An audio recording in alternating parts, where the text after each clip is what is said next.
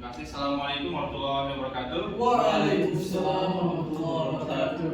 Edukasi saya pada siang hari ini untuk ibu-ibu, bapak-bapak, dan remaja. Baik, terima kasih atas waktunya kepada teman-teman, bapak-bapak, ibu-ibu, saudara sekalian. Di sini saya akan menyampaikan edukasi mengenai dengan penyakit menular seksual. Nah, teman-teman, bapak-bapak, atau ibu-ibu, ada yang tahu nggak apa sih pengertian dari penyakit menular seksual ini? Tidak tahu. Nah, jadi pengertian dari PMS atau penyakit menular seksual ini adalah penyakit yang ditimbulkan mulai dengan hubungan seksual. PMS mencakup berbagai jenis infeksi yang dapat menular dari satu orang ke orang yang lain melalui kontak seksual, vagina, anal, atau oral. Penyakit ini bisa disebabkan oleh bakteri, virus, atau parasit. Beberapa contoh PMS yang umum adalah seperti HIV, AIDS, gonore, sifilis, chlamydia, herpes, dan HIV. Human papillomavirus. Nah, itu dia ya, teman-teman. Next, moderator. Nah, cara penularan seperti yang saya jelaskan di awal, bahwasannya penularan PMS ini ada beberapa cara penularan yang seperti yang digambar di awal itu adalah berhubungan intim atau vagina. Yang pertama itu hubungan seksual tidak aman. Seksual tanpa pelindung seperti kondom, baik itu hubungan vaginal, anal maupun oral. Nah, teman-teman, jadi perlu kita ketahui bahwasannya ketika kita melakukan hubungan, kita harus melihat dari segi pasangan kita dulu, apakah dia terkena dengan penyakit yang seperti saya jelaskan tadi, seperti contohnya HIV dan lainnya. Di sini ada cara pelindungannya seperti kondom. Itu adalah upaya teman-teman untuk tercegah dari penyakit yang saya sebutkan tadi. Yang kedua itu adalah kontak dengan cairan tubuh. Sperma, cairan vagina, darah, dan air mani adalah medis yang dapat mengandung patogen penyebab PMS. Terus yang ketiga itu adalah dari ibu ke anak. Beberapa infeksi seperti HIV atau hepatitis B dapat ditularkan dari ibu ke anak selama kehamilan, persalinan, atau menyusui. Jadi teman-teman perlu kita ketahui bahwasannya ketika seorang ibu sudah mengalami atau terkena dengan penyakit HIV, ini akan berdampak kepada anaknya. Kenapa saya bilang gitu? Karena akan berdampak kepada pertumbuhan anak. Misalnya akan kekurangan gizi atau terkena dengan penyakit HIV yang akan menular kepada anaknya. Next, moderator. Gejala umum penyakit menular seksual.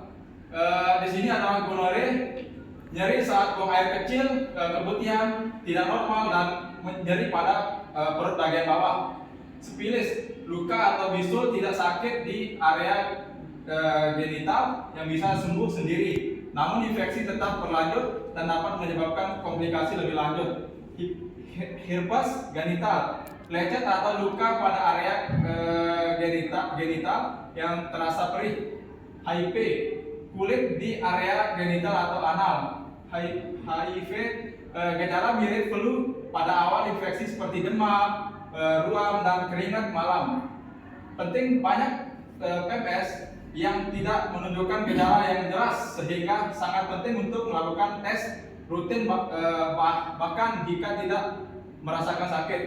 Next, ini adalah contoh penyakit-penyakit yang sudah saya jelaskan di awal, biar teman-teman, bapak-bapak, ibu-ibu mengetahui beberapa jenis penyakit yang ditimbulkan saat berhubungan yang tidak aman, seperti sifilis, gonore, trichomoniasis, chlamydia, dan lain sebagainya.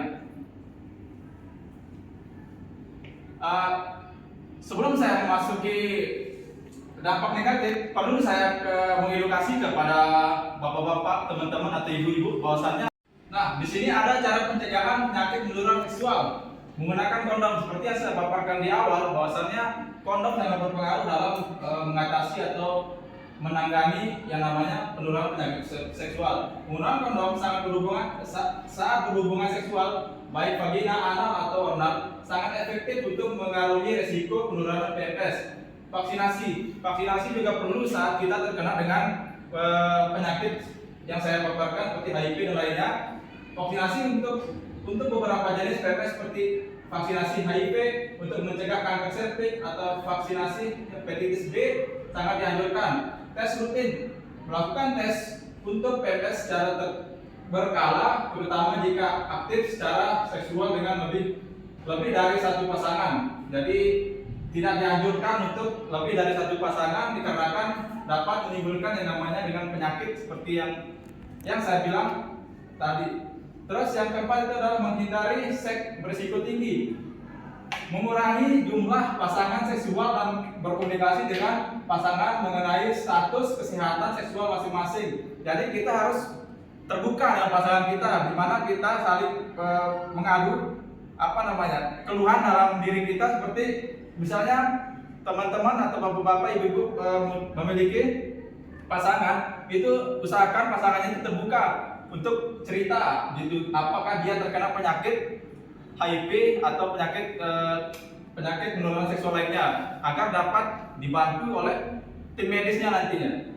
Jadi yang kelima, konsultasi dengan medis seperti yang saya bilang, jika mengalami gejala atau merasa berisiko, segera konsultasi ke dokter untuk pemeriksaan lebih lanjut. Jadi bapak-bapak, teman-teman, atau ibu-ibu